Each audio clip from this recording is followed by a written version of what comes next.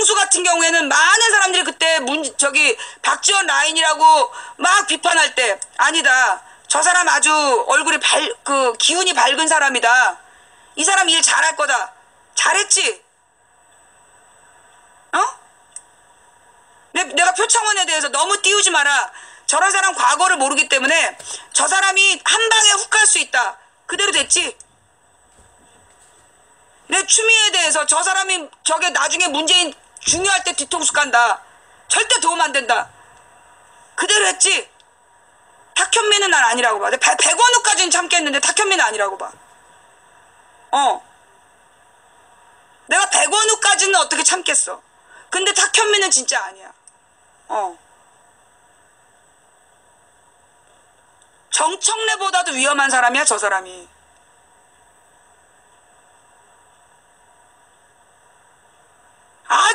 아주 이 사람이 보니까는 아주 정직하지 않아.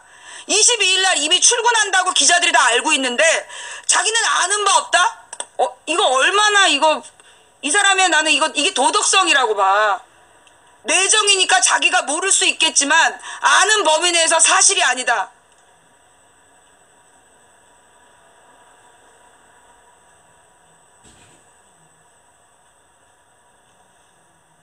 이거는 문재인 지지자들이 자진 사퇴시켜야 된다고 봐. 나는 이 사람이 만약에 문재인의 의전 행사를 맡는다라면, 예, 이 문재인의 행사를 이 사람이 맡으면요, 틀림없이 사고 난다고 봐요. 솔직히 얘기해서 문재인이 그렇게 소통 이벤트를 잘했어? 막말로 이번 선거 과정에서 문재인이 소통 이벤트를 잘했냐고.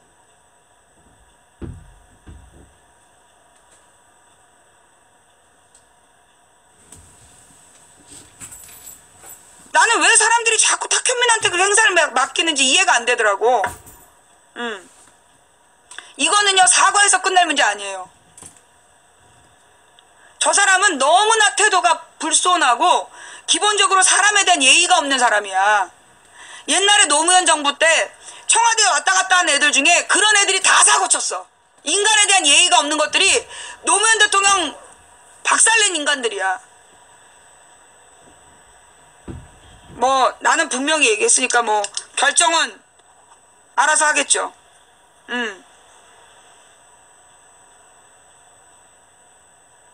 그리고 다음 얘기로 넘어갈게요. 노래 한 곡 듣고.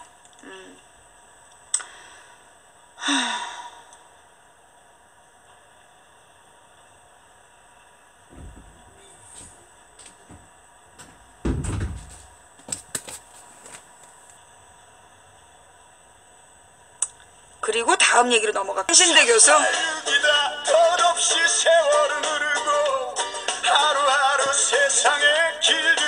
행정관 자리를 꿰차고 있다는데, 예, 나는 이거 좀 아닌 것 같다. 내가 누구에 대해서 얘기하면 그대로 되는 거 알죠? 반드시 그런 사고 치는 거. 내가 볼 때 탁현민은 문재인 대통령이 완전히 덫이 될 거야. 아주 끔찍한. 세상을 매일 난 꿈꾸고 있다. 4월은 혁명의 달이요. 신용복 교수를 따르면서 그런 책을 써? 우리의 찬란한 6월은 어디로 갔을까? 힘내라 3862여 힘내라. 나는 탁현민은 공직에 나오면 안 된다고 봐. 그리고 이 사람은 나는 행사도 하면 안 된다고 봐요. 행사 내용도 그렇게 좋지 않아. 근데 왜 이 우리나라 시민운동한 사람들이 이 사람한테 매여 있는지 모르겠어. 내가 볼 때 저런 독설로 되게 카리스마 있는 척 해가지고 지배하는 거 아니야?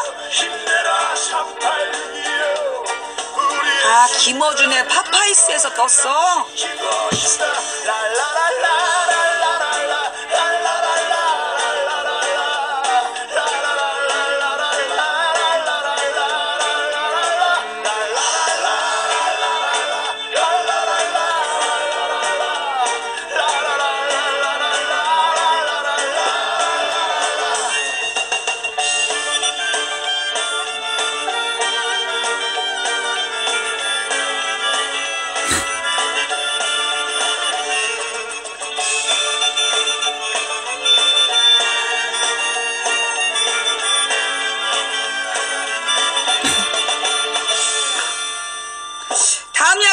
갈게요. 자, 이번에는 진짜 나를 분노시킨 사람. 이 정도는 아무것도 아니야. 지금까지 얘기한 건 아무것도 아니야. 잘생긴 주제에 아주 어제 폭탄을 터뜨려가지고 그것도 내가 방송할 그 즈음이지. 그래가지고 인기를 독차지한 조국. 얼굴 가리고 무릎 접으라고 그래도 번번이 얼굴 드러내놓고 무릎 피고 나와. 아주 그냥 그 밑에서 바라보는 기자들이 얼마나 목이 아프겠어. 아, 정말 아주 잘생긴 인간들 아주 마음에 안 들어요. 특히 이게 공무원이 돼가지고 말이야. 아니 청와대 총무비서관 얼마나 신뢰감 있게 생겼어. 딱 공무원같이 생겼잖아. 평생 열심히 꼼꼼하게 서류 정리 잘하는 공무원 딱 스타일. 신뢰감을 주잖아, 공무원으로서. 아니 조국이 그게 어디 공무원같이 생겼어? 조국 교수? 나는 이 조국 교수가 영원히 인터넷 스타로 남길 바랬는데 청와대로 들어간 것도 좀 불만이고, 일단 딱 그 기자회견장에 그 여자 기자들이 정신을 놓고 있다는 느낌이 딱 와. 아주 마음에 안 들어. 근데 이제 이 마음엔 안 들지만 내용으로 볼 때, 나 오늘 문과 제대로네. 나 오늘 성공했어. 성공한 시사방송이 될 거야. 자, 할 수 있어, 문과. 자, 그런데 이제 이 조국이 생긴 거는 참 마음에 안 들지만, 어제 중요한 얘기를 했어요. 무슨 얘기를 했냐 하면, 국가인권위원회의 위상을 높이겠다.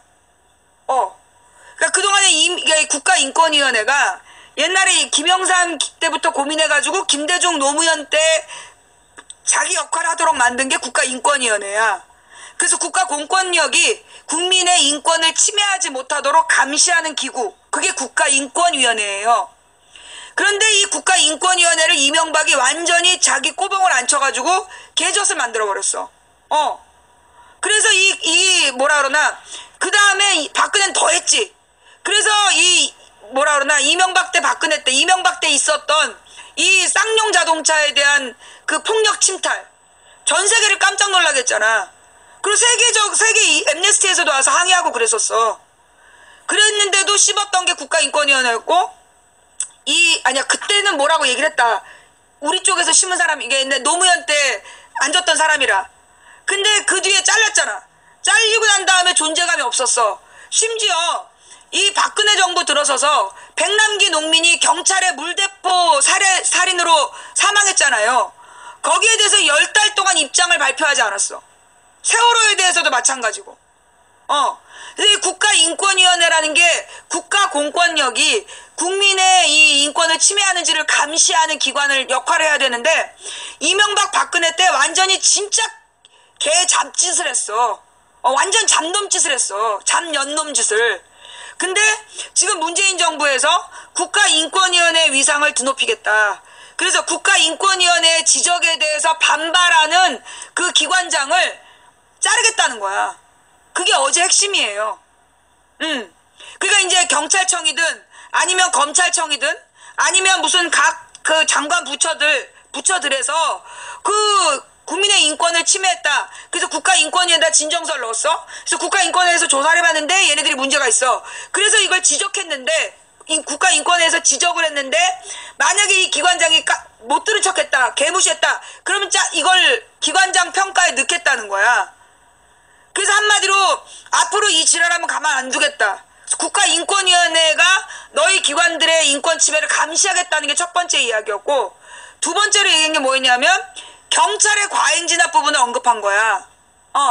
경찰의 과잉진압에 대해서 엄단하겠다. 그래서 백남기 농민 문제. 그러니까 이제 이 백남기 농민이 9월 26일인가 소천하잖아요. 그러니까 9월 말에 백남기 농민이 돌아가시면서 사실은 이 최순실 문제가 불붙은 거였거든. 근데 이제 어제 이 경찰에 이 인권 침해 사례를 조심해라. 그거 앞으로 엄단하겠다. 그 부분을 어저께 발표한 거야. 그래서 이 조국 교수의 이 어저께 그 발표를 일타 삼피다 이렇게 표현하는 기자도 있더라고요. 그래서 지금 이제 이 노무현 대통령, 아니, 문재인 대통령이 인권 변호사라 그랬잖아. 인권 변호사에 대한 세계적인 기대가 있어. 그 세계적인 기대에 맞는 정책을 어제 발표한 거야. 근데 내가 내용을 못 알아듣겠더라니까. 조국이 얘기를 하니까 뭔 말인지 못 알아듣겠는 거야. 나는 그 총무 비서관이 하는 얘기는 내용이 집중이 잘 되더라고. 앞으로 뭐 대통령이 뭐 그 밥 먹는 돈에 대해서 밥 먹는 것도 공적으로 먹는 돈이 아니면 자기가 돈을 다 내겠다. 쏙쏙 들어오는데 조국이 뭔 말 하는지 하나도 안 들리는 거야. 나만 그런 거야? 그래 내가 그랬잖아. 조국 교수 그거 발표하지 말라고. 뒤에서 감시나 해. 그럼 내가 뉴스를 집중은 안 돼. 집중이. 나 진짜 이렇게 중요한 얘기를 이렇게 중요한 얘기를 왜 조국 교수를 시켜가지고 내용에 집중을 못하게 하냐고. 관련 기사도 많이 안 떴어. 오늘 아침에 라디오 듣고 내가 알았다니까. 어떻게 그렇게 중요한 얘기 한 거야? 경찰 집회 현장의 경찰력 살수자 차벽 무배치 원칙. 이게 뭐예요? 잠깐만.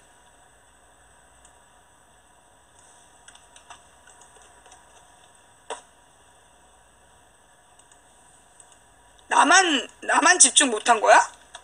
다들 알아듣고 나만 집중 못한 거야? 자, 앞으로 경찰이 집회 현장에 경찰력이나 살수차, 차벽, 무배치 원칙. 이거 오늘 또 4시야. 이게 진짜 이게 또 업무방해지 이게. 문재인 대통령이 경찰의 인권 문제 개선을 검경 수사권의 전제 조건으로 규정한 가운데 경찰이 집회 현장에서 살수차와 차벽 무배치 원칙을 내놨다. 나 이거 진짜 이 사람들이 지금 해보자는 거지? 나 이거 돌아가면서 업무방해라고 있네. 아니 아까 2시에는 임종석 비서실장이 나와가지고 그 업무방해라더니 근데 이젠 또 4시에 또 경찰에서 이런 왜 이렇게 중요한 얘기를 이 시간에 하냐고. 아침에 해야지. 나 이거 진짜 돌아버리겠네. 자, 여기서요. 이게 여러분 이 두 줄에 굉장히 중요한 얘기가 있어요. 무슨 얘기냐? 지금 문재인 대통령이 경찰의 인권 문제 개선을 검경 수사권 조정의 전제 조건으로 규정. 어저께 이걸 규정한 거야. 어제 이제 그 조국 교수가 나와서 검경 수사권 조정의 전제 조건이 경찰의 인권 문제다. 요걸 어제 발표했대. 못 알아들은 거지 내가. 나 진짜 나한테도 보도 지침을 주든가. 아니 보도 내용을 주든가. 그걸 직접 나와서 얘기가 뭔 말인지 하나도 안 들리더만. 잘생긴 남자가 와서 얘기하면 안 들린단 말이야. 이게 아주 좌우지가 중요한 얘기가 나왔어. 뭐냐? 검경의 수사권을 조정하는데, 자, 이게 지금 비웃지 마라. 경찰하고 검찰이 그 이명박 박근혜 때부터 계속 싸워왔어. 뭘 싸웠냐? 자, 여러분 혹시 그 로앤오더라는 미드 알아요?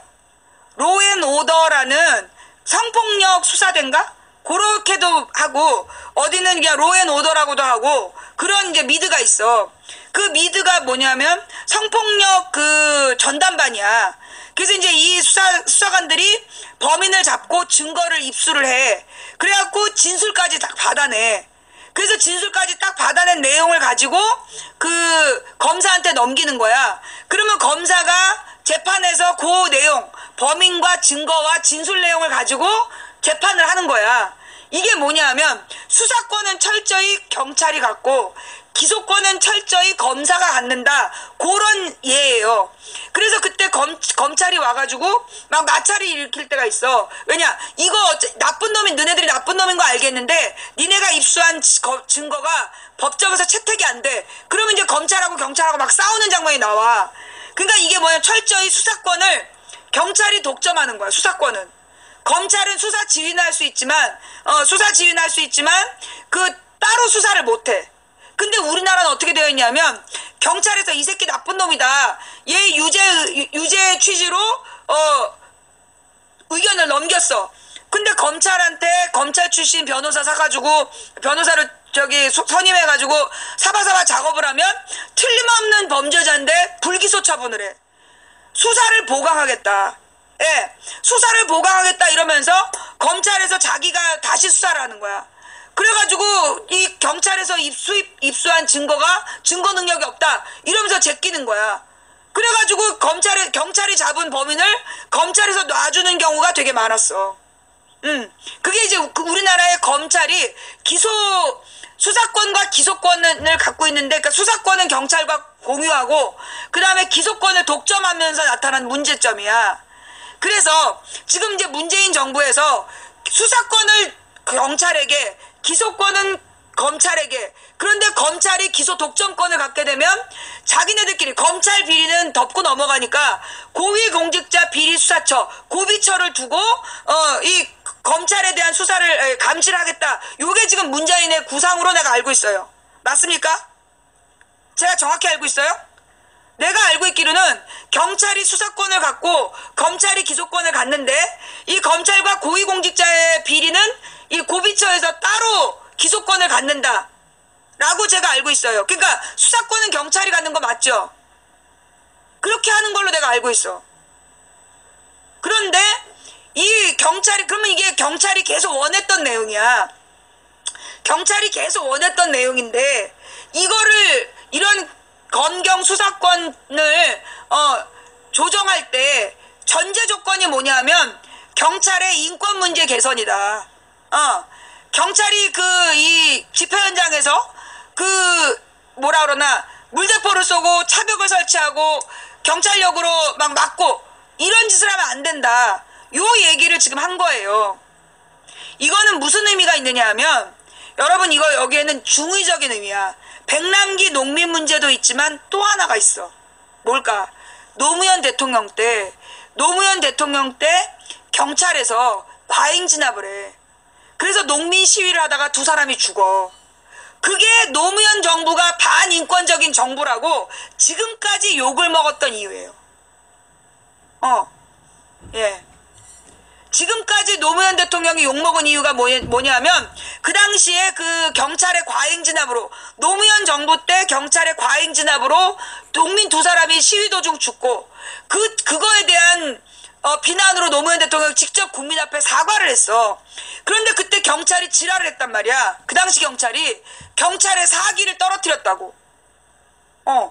그러면 노무현이 사과를 하면 진압한 경찰들은 뭐가 되느냐. 그래서 그때 지랄 연병을 했던 거야. 근데 이게 왜 중요한 문제였냐면요, 김대중 정부 때도 경찰이 그 신안 일대에서 오만 사고를 다 저지른 거야. 누구 있잖아. 자기 아버지를 죽인 걸로 강제로 사건 조작된 여자. 그 다음에 그 삼내 무슨 살인사건. 요게 전부 김대중 정부 때 벌어진 일인가 그래. 왜 그러냐면 김대중 정부 때 김대중 대통령이 경찰이 3분 이내에 출동한다. 경찰은 민중의 지팡이다. 그런 컨셉으로 다가갔어. 근데 거기에 대해서 김신혜, 이 경북하고 호남에서는 경찰들이 좀 먹어라 이런 거지. 엿 먹어라. 이러면서 경찰들이 지들 멋대로 행동을 한 거야. 그래서 김대중 대통령 때 문제가 생긴 거예요. 그리고 노무현 정부 때 경찰이 여전히 노무현 정부에 대해서 우습게 한 거지. 그러니까 과잉 진압을 하다 사람을 죽였고, 그게 노무현 대통령이 나와서 사과를 했어야 됐던 그런 일이 발생했단 말이야. 내가 볼 때는 지금 이번에 이 한 건으로 지금 여러 건을 지금 조정하고 있는 거야. 노무현 때 경찰의 과잉 진압으로 사망사건이 발생했고, 그게 노무현 정부의 반인권 지수를 높이는 하나의 원인이었거든. 지금까지 노무현 대통령, 이명박 박근혜 때, 쌍용 자동차 때, 그때 그거 노무현 정부 때 경찰의 과잉 진압으로 계속 공격했어. 박근혜 때 백남기 농민도 똑같은 걸로 공격한 거야. 그래서 내가 볼 땐 초장에 경찰의 인권 개선 문제를 들고 나와서, 너네 수사권 받고 싶어? 그럼 이거 해결해. 용산 그러니까 이명박 때 있었던 게 용산 참사하고 쌍용 자동차 문제하고 두 가지가 있었어요. 크게. 용산 참사가 뭔지 몰라? 용산 참사는 뭐냐면 용산의 그 상가에 세입자들이 있었는데 그 세입자들이 그 뭐예요 주인들하고 말도 안 되는 계약서를 썼어. 그리고 이제 막 몇 억을 들여갖고 인테리어에서 장사를 시작했는데 2달인가 3달 만에 그럼 이 사람들이 그 자기네들이 투자한 인테리어 빚만 거둘 수 있도록 몇 달만 참아달라는데 강제로 거기를 이제 밀어버린 거야. 그래갖고 그 상인들이 건물주하고 대화하게 해달라고 건물 옥상에 올라가서 시위를 했는데 그때 이명박 정부의 경찰이 그 컨테이너에다가 특수경찰을 실어가지고 그 상인들이 옥탑에 만들어 놓은 그 저항 건물을 쳤어. 근데 그 건물 안에 가득 신나가 들어있었던 거야. 그래갖고 그 신나가 그 충돌에 의해서 스파크가 일면서 화재가 나서 그때 시민 6명하고 경찰 1명이 죽어. 그게 용산 참사예요. 그것도 경찰의 과잉진압 과정에서 벌어진 사건이었어. 그때 그 시민 1명이 불을 피해가지고 옥상에 매달렸단 말이야. 옥상에 매달려 있었는데 그 밑에 안전망을 설치하지 않았어. 그래서 그냥 떨어져 죽게 만들었어. 이명박 정부 때 그 막 매달려갖고 살려주세요 그러고 있는데 그거 실시간으로 생방송을 한 거야. 인터넷 방송에서. 근데 매달려 있다가 그냥 떨어져서 죽는 장면이 나왔어. 일부러 이렇게 안전망을 다 없애버리고 그게 떨어져 죽게 만들었던 사건이었어요. 그게 이명박 때 용산 참사. 그 다음에 쌍용 자동차는 그게 이제 이게 다 노무현 때하고 연관되는데 노무현 때 이제 이 쌍용 자동차가 그 부도가 났는데 무슨 어떤 중국 자본인가 인도 자본인가가 중국 자본이었나? 들어와가지고 기술력만 빼가. 근데 그때 쌍용 자동차 노조에서 그 노무현 정부한테 그놈들한테 주면 안 된다. 얘네 기술력만 먹튀할 거다. 그리고 반대를 했단 말이야. 그런데 그때 노무현 정부에서 당장 급하게 이 노동자들의 월급을 줄 만한 그 국내 자본이 뛰어들지 않았기 때문에 외국 자본에 넘긴 거야. 근데 이 새끼들이 진짜 먹튀를 한 거야. 그러면서 대량 해고 사태가 벌어져. 그래서 그 대량 해고를 당한 노동자들이 시위를 했어. 막 시위를 하는데 이명박이 완전히 전쟁처럼 밀고 들어가가지고 쓰러진 노동자 1명을 경찰 7, 8명이 이 그 공업용 해머 있잖아요. 이 공업용 해머 이렇게 큰 거, 건물 철거할 때 쓰는 그런 거, 그걸로 두들겨 패고 방패로 내리찍고 너무너무나 잔혹한 진압을 했는데 그게 다 찍힌 거야. 동영상으로. 그게 이명박 때 경찰이 한 짓이야. 그리고 박근혜 때는 우리가 다 아는 백남기 농민 그 직사 살해 사건이 발생한 거죠. 그리고 세월호 때 아무런 조치도 취하지 않은 거. 이게 이제 그 이명박 2건, 박근혜 때 2건 이렇게 큰 일이 발생을 했어. 그리고 이 국가인권위원회가 그때마다 아무것도 안 했고. 그래서 이제 요 국가인권위원회의 위상을 높이겠다. 그러니까 경찰이나 검찰, 각 부처들이 국민의 인권에 대해서 침해하지 마라 라고 얘기하는데 뭐라고 얘기냐면 검경의 수사권을 조정할 때 경찰이 인권 문제를 개선하는 것을 전제 조건, 먼저 어떻게 개선할지를 밝혀라 라고 얘기했다는 거야. 그래서 지금 경찰이 살수차와 차벽을 앞으로 배치하지 않겠다라는 원칙을 지금 내놨다는 거야. 경찰청의 인권보호 담당관이 부산경찰청에서 열린 경찰청 부산청 합동 워크숍에서 집회 현장에서 경찰력과 살수차 차벽을 배치하지 않는 것으로 원칙으로 할 계획이라고, 집회 주최 측이 자율적으로 집회를 운영하는 것으로 기조가 바뀔 것 같다라고 말했다. 수사와 그러니까 생활안전, 교통 등 기능별로 인권대책을 수립하고 있다며 현재 지방경찰청 단위까지만 있는 인권위원회를 경찰서 단위까지 구성할 생각이다라고 덧붙였다. 뿌리까지 인권의식을 함양하도록 노력하겠다. 제도의 법령과 시행이 되기 전이라도 집회 현장에서 인권 침해 소지가 없는지 모니터링하는 제도도 생각하고 있다라고 강조했다. 경찰청은 이 같은 내용을 담은 인권문제 개선 방안을 27일 예정된 국정기획 자문위원회 업무보고를 통해 내놓을 것으로 전해졌다. 이날 오후 그 부산경찰청 7층 동백홀에서 열린 경찰청 전국 워크숍에서 70명이 참석했고 의견 교환을 통해 인권 개선을 위한 해결 방안을 찾는 자리가 됐으면 좋겠다. 집회 시위 문화를 한 단계 끌어올리는 계기가 되길 바란다. 그러니까 이거는 경찰이 이번에 우리의 평화 집회를 봐서도 그죠? 이와 함께 정권 교체와 더불어 검경수사권 조정의 전제로 인권 문제가 대두된 상황에서 시간이 허락된다면 허심탄회한 논의를 하자.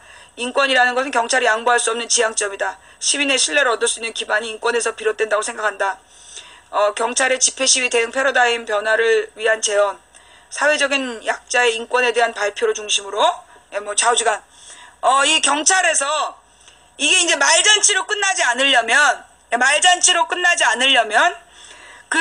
자 이제 수사권을 경찰이 갖고 기소권을 검찰이 갖는다. 자 이랬을 때 그러면 경찰이 내부적으로 돈 받아먹고 수사를 대충한다든가 피해자 가해자를 바꾼다든가 이런 문제가 발생할 수도 있겠죠. 이게 왜 수사권을 경찰과 검찰이 공유했었냐면 그런 일이 있을까봐야. 경찰이 수사 과정에서 나쁜 놈을 안 잡고 놔주거나 거기서 로비를 받을까봐. 근데 경찰이 진짜 나쁜 놈을 잡아 올렸는데 검찰이 풀어주는 문제가 발생한 거야. 정관비리 뭐 이런 거랑 연관돼서. 그래서 지금 이제 수사권과 기소권을 분리해야 된다라는 논쟁이 벌어진 거야. 그러면 이 둘 다 문제가 될 수 있지. 그래서 고비처가 있는 거지. 그렇지. 그래서 고위공직자 비리수사처가 있는 거야.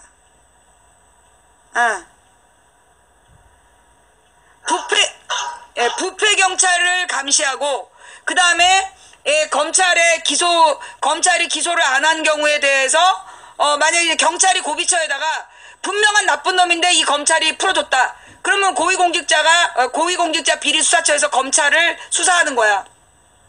그 다음에 이 경찰이 수사를 제대로 안 했다. 그럼 이제 검찰이 얘기하면 감사원에서 또 내려갈 수 있겠죠. 예. 그렇게 이제 세상이 변해가려는 상황이다. 그래서 이제 어저께 그렇게 중요한 얘기를 한 거야.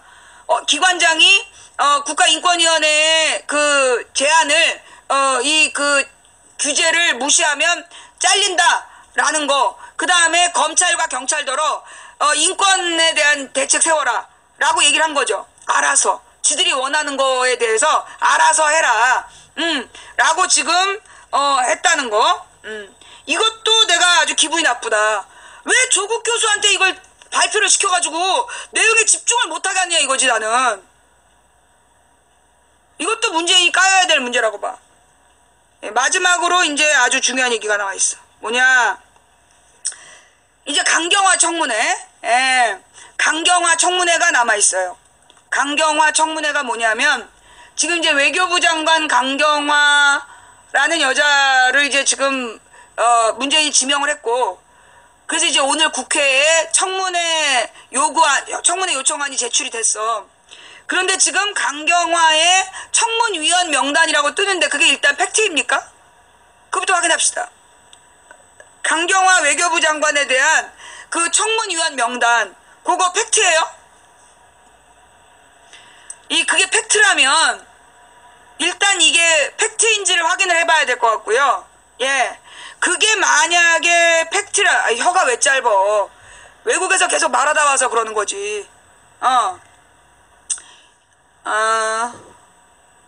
그냥 외통위원들 명단? 청문위원은 외통위원이 그냥 맞는 거 아닌 것 같은데? 예.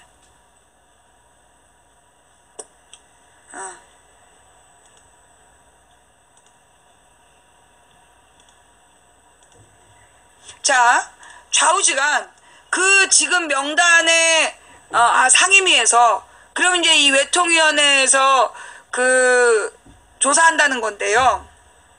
이게 외교통상위원회를 이 새누리당에서는 완전히 이제 그 일본과 미국의 이익을 위해 복무할 사람들로 거기를 앉히고, 그 다음에 그쪽 애들 중에서도 그 대빵급이 앉는 거야. 실권들, 실세들이 거기를 차지해.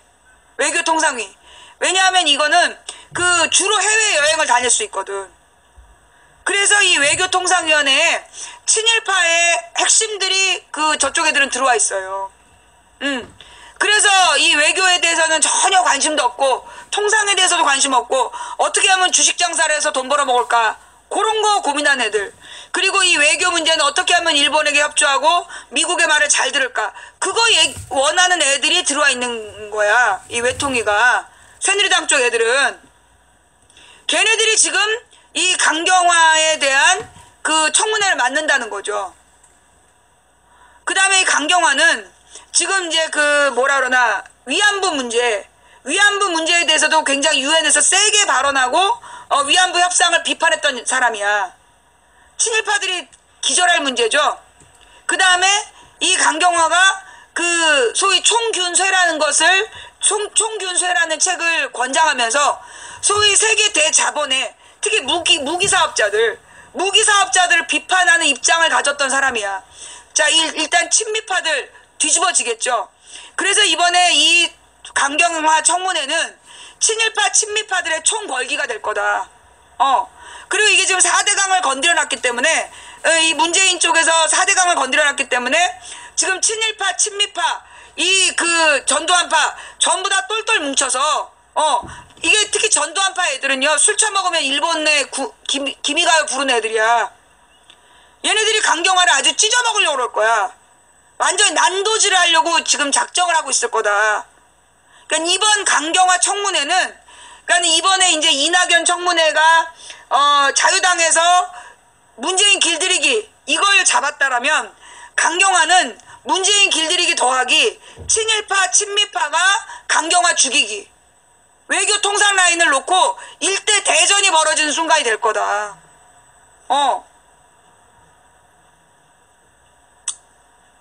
굉장히 심각한 굉장히 무시무시한 전투가 될 건데 과연 이 강경화란 사람이 이걸 혼자서 다 감당할 수 있느냐? 이걸 다 감당할 수 있는 사람이냐? 왜냐하면 내가 좀 걱정이 되는 부분이 뭐냐면 이 사람이 국내 정치판에서 다져지지 않았어. 이 사람이 자기 실력이 있으니까 뭐 EBS에서 무슨 애들 영어 가르치고 뭐 이런 걸 했었대. 그러다가 김대중 대통령 때 통역을 하면서 정치하고 연을 맺고 그리고 국내에서 교수가 되려고 했는데 국내 교수사회에서 그 여자라고 안 받아준 거야. 그래서 유엔에다 이력서 내고 거기서 이제 외교 업무를 보다 온 사람이란 말이죠. 자, 그렇다면 이 사람은 사실 우리 국내의 더티 플레이를 모르는 사람이야. 파격적인 인사이고 유능한 거 알겠는데 과연 이 사람이 이 청문회 준비를 제대로 할 수 있을까? 이게 내가 지금 걱정인 거고요. 자, 여기에 대해서 내가 할 말이 있어. 뭐냐? 이번에 내가 이낙연 청문회를 보면서 나 진짜 전해숙은 누구 라인이니? 응? 전해숙은 누구 라인이야? 그 여자는 나와가지고 기본적으로 이낙연에 대해서 쓸데없는 얘기를 물고 늘어지고 있으면 거기에 대한 방어를 해줘야 되는데 전해숙 라인이 어디야? 누구 밑이야? 김한길 지역구 물려받은 여자야?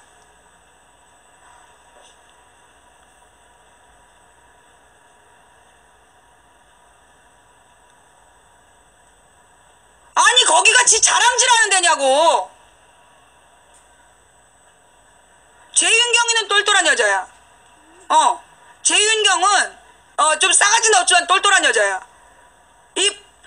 근데 이제 보니까 어저께 강약 조절을 못하더만. 재윤경 굉장히 똘똘한 여자인데 강약 조절을 못해. 그러니까 아직 정치적으로 미숙한 거야. 그 사람 굉장히 똑똑한 사람이야. 재윤경이 뭐 하던 사람이냐면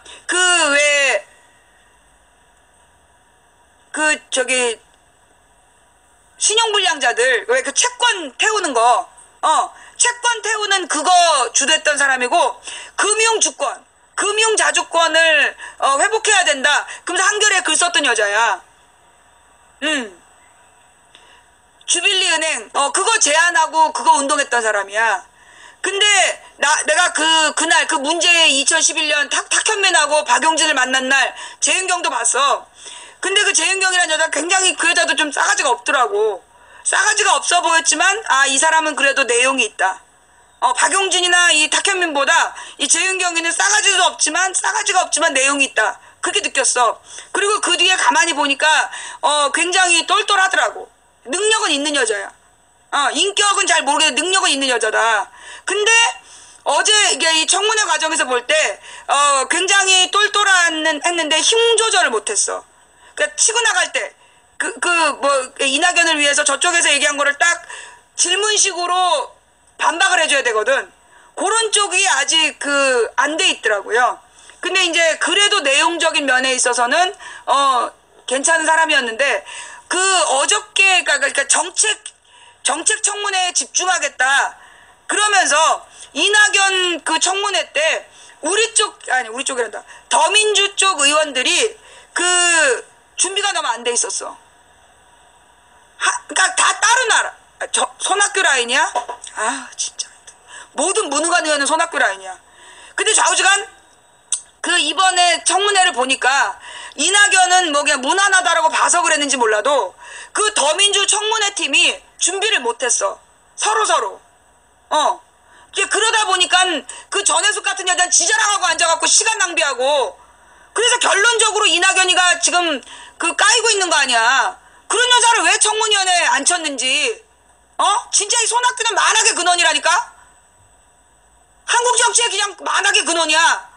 이 손학규, 김한길, 이 추미애 이런 사람들은 진짜 이 정치판을 완전 개판 만든 주인공들이야. 짜증나 진짜. 자, 어쨌거나 이 강경화 문제는 그거 어떡할 거냐. 강경화 문제는 이거 지금 전면전이야. 저쪽 애들이랑 이게 지금 이낙연도요. 청문회 기간은 무난했어. 근데 어젯밤에 입장에 애들이 바뀐 거야. 청문회 기간에서는 그렇게 센 공격이 아니었고 근데 어젯밤에 갑자기 얘네들 자유당 입장이 바뀌어갖고 오늘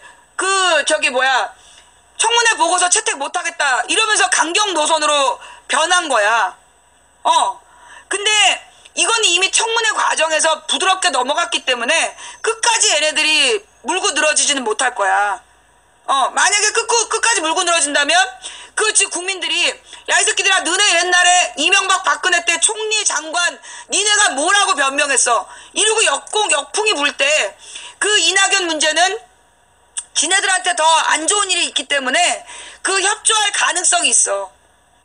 자 그런데 강경화 문제는 이게 강경화의 모든 문제가 털릴 거라고. 쟤네들의 모든 인맥 아마 구정보당국만이 아니라 미국의 정보당국도 움직일 수 있어. 강경화는 미국 정보당국까지 움직여서 찾아낼 거야. 모든 인생 전체를 털 거라고.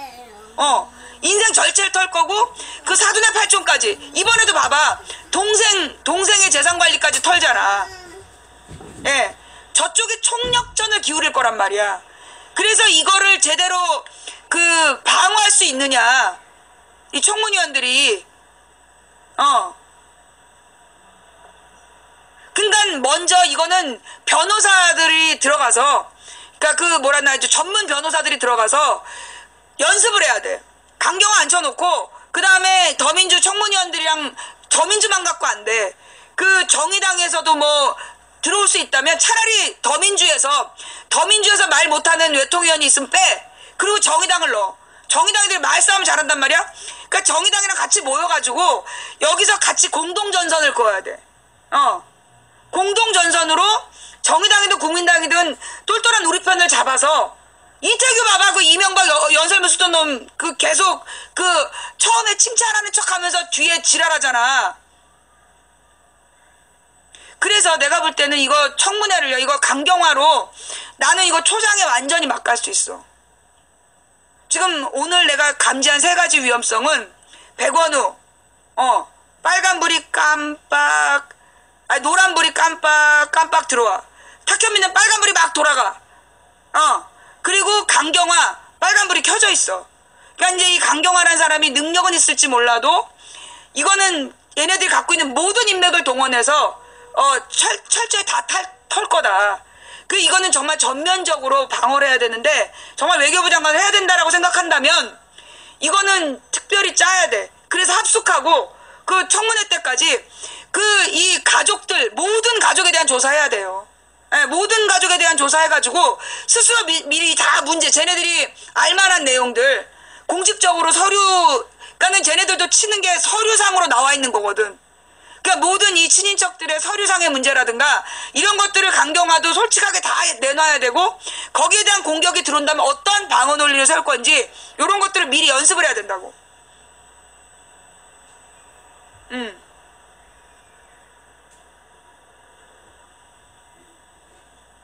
그러니까 내가 볼 때는 이 사람이 유엔에서 활동했잖아. 그래서 지금 나와 있는 거는 이제 그 딸내미 외국에서 들어오면서 딸내미를 위장 전입시켰다, 요거 하나가 지금 들어와 있거든요. 근데 사도나 팔초까지 다 털 거라고. 사도나 팔초까지 다 털 거기 때문에 그 서류상의 문제를. 그래서 이 강경화가 그 부분에 대해서 미리 사전 제출들을 다 했어야 돼. 근데 했는지 잘 모르겠어요. 이거는 전면전이다. 만약에 강경화에서 탈탈 털리고 나면 문재인한테 치명상을 입힐 거야. 쟤네들이 이번에 언론까지 다 합쳐가지고요. 예, 언론까지 다 합쳐서 이 사람의 과거를 다 털어낼 거라고. 그리고 봐봐. 지금 이낙연의 아들의 병역 문제 아무 문제 될 거 없잖아. 그런데 뭔가 있는 것처럼 계속 떠들잖아. 박원순 아들이 문제 없었는데 계속 몇 년을 떠든 것처럼 똑같은 방법으로 지금 이낙연의 아들에게 병역 문제가 있다라고 선언적으로 얘기하고 있잖아. 그런 식으로 이 강경화도 칠 거라는 거야. 건수 하나만 있어도. 박용진이 우리 방송에 나왔었어요. 근데 맨 처음에 나왔을 때는 안 그랬는데 나중에 김한길파가 돼서 왔더라니까. 김한길 라인에 줄 서갖고 왔더라고. 그래서 나한테 김한길하고 같이 방송을 하라고 그래갖고 내가 쌍욕을 해서 내쫓았잖아. 그래서 내가 박용진을 그 다음부터 지지 안 해요. 예.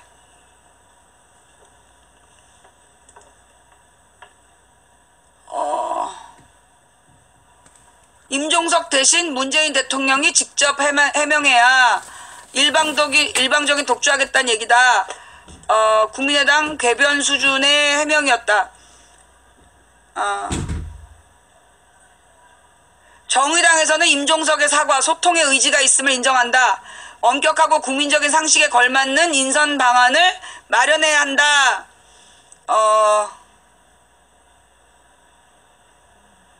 일단 이제 이 청와대에서는 그런 생각을 했을 것 같아. 그 대통령이 처음부터 구기고 들어가면 안 된다. 그래서 임종석 비서실장을 내보냈는지 모르겠지만 나는 이 카드는 좋은 카드 아니었다고 봐요. 예. 임종석 카드를 대신 내보내는 건 그거는 현명한 카드가 아니었다고 봐요. 예. 그래서 내가 볼 때는 이 강경화가 나오기 전에, 강경화 청문회 전에 대통령이 직접 기자들하고 얘기하는, 기자들의 질문에 답하면서 직접 해명하는 과정을 겪는 게 낫다. 어렵더라도. 이거 사과는 본인이 해야 되는 거야. 비서실장을 내보내서 해명해서는 난 말이 안 된다고 봐. 지금 지난주엔 잘했는데 이번 주는 지금 조금 꼬이고 있어, 스텝이. 스텝이 지금 꼬이고 있다고 봐요. 이 문재인 대통령 측에서 혹시 이 방송을 안 보겠지만 보는 사람, 이 방송을 본 사람들 중에 그쪽으로 연결을 해줄 사람이 있다면 전하세요. 이건 사과는 대리로 하는 거 아니야. 분명히 원칙에 위장 전입을 뽑지 않겠다라고 공약을 했다면 그건 지켜져야 되는 거야. 그러면 이낙연하고 강경화는 위장 전입이 있었기 때문에 지명을 하면 안 되는 거야. 근데 이 사람들이 꼭 필요하다면 문재인이 직접 나와서 해명하고 국민의 동의를 얻는 과정이 반드시 필요하다. 그렇게 풀고 넘어가야 된다.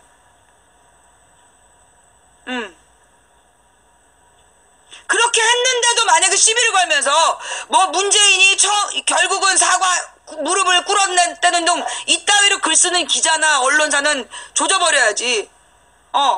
이건 국민 앞에 고개 숙이러 진실한 소통을 하면서 어쩔 수 없는 현실적인 한계였다. 근데 이 사람이 꼭 필요하다. 그렇게 얘기해서 설득을 하고 국민의 동의를 얻어야지, 사회적인 합의를 얻어야지. 그렇지 않고 그냥 대충 넘어가면 안 된다. 내가 오늘 문재인 대통령한테 요구하는 건 백원우 감시 잘해야 된다. 1번. 탁현민은 잘라야 된다. 2번. 조국 교수한테 중요한 발표 시키지 마라. 3번. 강경화 청문회 전에 공약 변경에 대해서 국민적인 합의를 얻어내는 게 필요하다. 예, 요게 지금 내가 4가지를 부탁하는 거예요. 그 다음에 우리가 그 밖에 체크하고 넘어가야 될 내용이 뭐냐면, 내가 오늘 좀 무리한 욕을 했나요? 내가 오늘 문재인 까서 기분 나빠요? 여러분이 나한테 서운한다고 할지라도, 나는 지금 문재인 정부를 깔 건 까야 된다고 생각해. 이거 초장에 그냥 넘어가잖아. 나중에 걷잡을 수 없게 돼. 에이, 이 정도까지는 넘어가자. 이 정도까지는 넘어가자. 그 이 정도가 나중에 가서 엄청 커지는 거야. 사고가 새끼로 사고를 치더라고. 내가 그 이병환이라는 사람이 굉장히 좀 인상이 안 좋았어. 이병환 비서실장이 저 사람이 좀 인상이 안 좋다. 왜 저런 사람을 안 쳤지 했는데 그 사람이 사고 친 게 그 인간이야. 그 홍보수석. 그러니까 이 탁현민 백원우는 나는 좋은 카드가 아니고, 이거 나중에 진짜 문재인에 덫이돼요. 엄청나게 큰 구멍이 될 거야.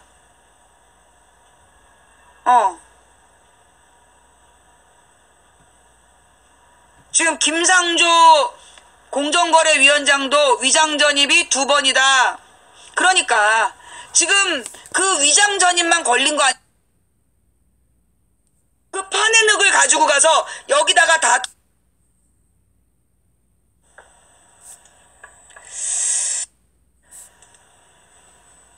지금 첫째, 국민의당 홈페이지